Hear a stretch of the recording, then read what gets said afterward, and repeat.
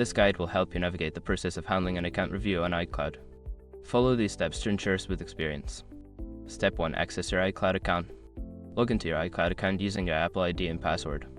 Make sure you are using a secure internet connection to protect your information. Step 2. Check for notifications. Once logged in, look for any notifications or alerts regarding your account review. These messages will provide important information about the status of your account. Step 3. Review account information.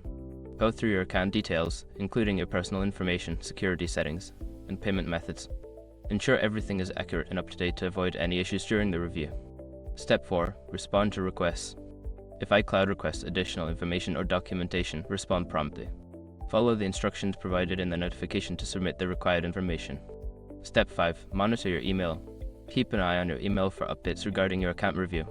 Apple may contact you with further instructions or to inform you of the outcome of the review. By following these steps, you can effectively manage your iCloud account review. Stay informed and proactive to ensure your account remains secure and functional.